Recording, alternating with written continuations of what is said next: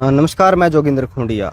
हाल ही में रोहतक पीजीआई का एक मामला सामने आया है जिसमें वेंटिलेटर ना मिलने के कारण 1 साल की बच्ची ने दम तोड़ दिया। मामला हरियाणा के सोनीपत का है, जहां पर अपनी बड़ी बहन के साथ 1 साल की मासूम खेल रही थी। उसी दौरान पानी के टब में वो गिर गई। तभी परिजनों ने उसको संभाला और सोनीपत के ही सिविल हॉस्पिटल में उसको भर्ती करवाया गया। पर वहाँ से बताया जा रहा है कि पीजीआई खानपुर उसको भेजा गया, पर वहाँ से भी रोहतक पीजीआई रेफर कर दिया गया। यहाँ पर जो बच्ची का 7 से 8 घंटे इलाज चला। 8 घंटे इलाज के बाद जो बच्ची ने दम तोड़ दिया। नोनी अहरवाल। क्या हुआ है यहाँ आपके साथ? मेरे बच्चे पानी में डूब गई थी। हम सिविल हॉस्पिटल ले आए उसको, वहां से यहाँ रोहतक रेफर कर दिया। टेम्पर मेरे बच्चे को अगर दवा दे देते वो, तो मेरे बच्चे मेरे पास होते यार।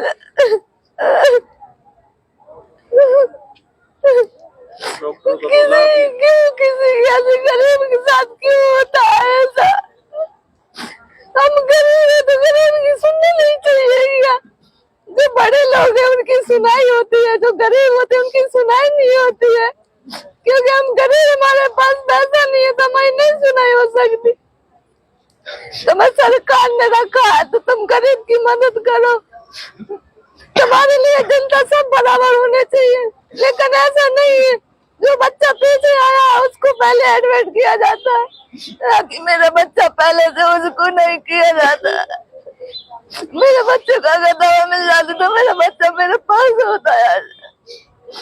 ये सब डॉक्टर की लापरवाही है। कितने साल की? मेरे बच्चे 1 साल के थे। समय पर दवा मिलती तो बच सकती थी क्या? हाँ, बच सकती, क्यों नहीं। अगर डॉक्टर अगर दवा दे देते तो बच सकती थी मेरी बच्ची। लेकिन डॉक्टर आराम कर रहे, हंस रहे हैं, कुछ देख नहीं रहे।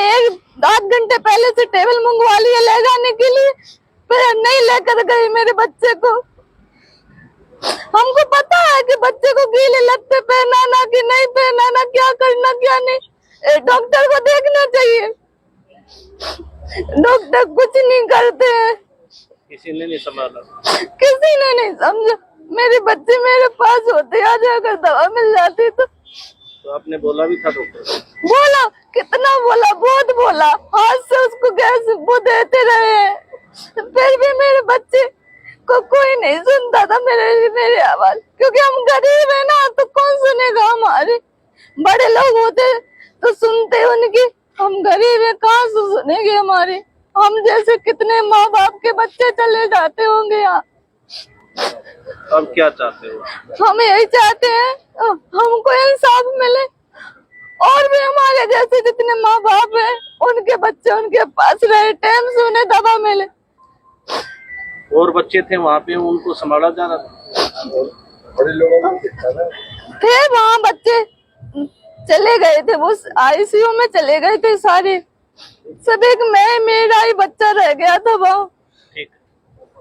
माँ बाप की आंखों में आंसू थे और माँ बाप ने रोहतक पीजीआईएमएस पर काफ़ी गंभीर आरोप लगाए थे कि समय पर वेंटिलेटर नहीं मिला, और भी काफ़ी गंभीर आरोप थे, सिफारिश तक के आरोप थे। तो इन आरोपों पर पीजीआई रोहतक के डायरेक्टर एसके सिंगला का क्या कहना है, उनसे हम बात करते हैं। देखिए, जहाँ तक डेथ होना बड़ा अनफॉर्चुनेट है, पर इस विषय में जो मैंने तहकीकात की है, करवाई भी है। ये बच्ची सोनीपत से डूबने के बाद सिविल हॉस्पिटल सोनीपत से खानपुर मेडिकल कॉलेज में रेफर हुई थी। उससे पहले भी इसकी दिल की धड़कन रुकी थी सिविल हॉस्पिटल में, उसके बाद मेडिकल कॉलेज में भी इसकी दिल की धड़कन रुकी, धड़कन रिवाइव हो गई और सांस चल रहा था। तो सांस को सपोर्ट के लिए उन्होंने उसको एम्बू बैग पे रखा हो, जिसको कृत्रिम सांस कहते हैं। वैसे तो हमारी मेडिकल साइंस के हिसाब से इस स्थिति में बच्चे को ट्रांसफ़र नहीं करना चाहिए था, क्योंकि रास्ते में भी उसके प्राण जा सकते थे। पर जो बच्चे की जिसकी किस्मत जो भी होती है, तो बच्ची यहाँ तक हमारे पास पहुँची उसी क्रिटिकल कंडीशन में हमारे पास आई। यहाँ पर भी 2 बार उसकी दिल की धड़कन कैजुअल्टी में बंद हुई, उसको दोबारा चलाया गया।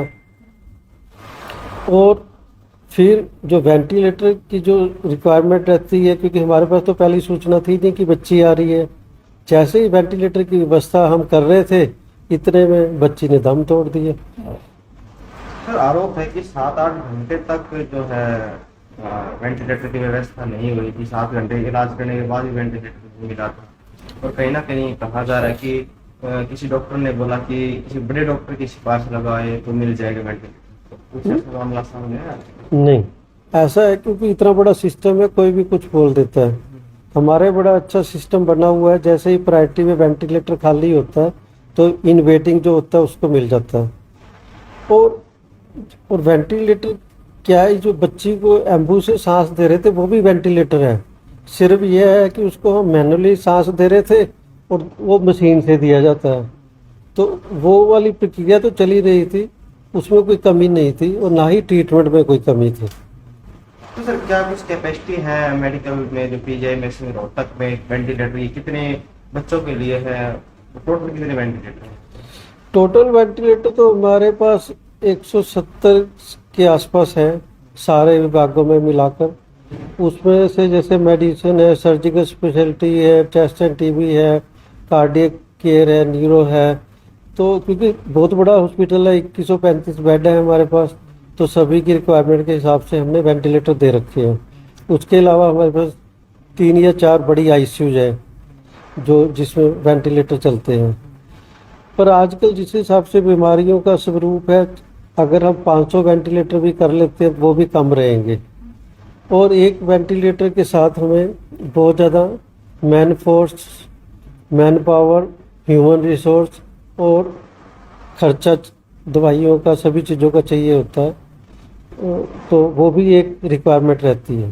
सर देखिए, इस मामले में ये सामने आया है कि बड़े डॉक्टर की सिफारिशों के साथ ही ये काम हो सकता है। ऐसे में और भी पेशेंट है, उनके मन में भी कहीं ना कहीं ये जाता है कि पीजीआई में सिफारिशों के साथ काम होता है। ये भ्रांति नहीं रखनी चाहिए, ना जिसने भी कहा ये भी गलत है, क्योंकि हमारे पास तो रोज देखने में आता है कोई सिफारिश की जरूरत नहीं होती।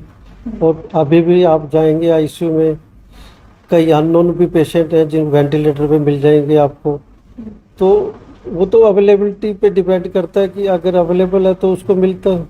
सर ये जो हादसा हुआ है बच्ची का, ये जो दुखनीय है बहुत, इस पर आपका क्या कहना है, क्या सुझाव है, किसकी गलती मानते हैं, आपका क्या कहना है इस पर? मुझे ये लगता है कि इसमें जहाँ पे बच्ची का प्रथम दृश्य ये वार्ड की थी, वहाँ पे फैसिलिटी अवेलेबल थी तो उसको वहीं पे रखना चाहिए था, क्योंकि इस स्थिति में बच्चे को ट्रांसपोर्ट करना मुश्किल हो जाता है। फिर उसके बाद मेडिकल कॉलेज कानपुर में ये बच्ची गई, वहाँ पे भी उन्होंने आगे इसको रेफ़र कर दिया, जो कि मुझे लगता है वहाँ पे सुविधा होनी चाहिए थी, या उनको वहाँ के जो पदाधिकारी हैं उनको सुनिश्चित करना चाहिए कि सुविधा वहाँ पर हो। इसमें ब्रेन डैमेज होने का कितना खतरा बना रहता है? ये बच्ची जो आई है तो ब्रेन डेड ही थी, जो इसकी जो प्राइमा फेसी रिपोर्ट मिली है तो उसमें ब्रेन डेड ही थी। बाकी पोस्टमार्टम भी शायद इस बच्ची का हुआ है, उसमें भी फाइनल रिपोर्ट आ जाएगी।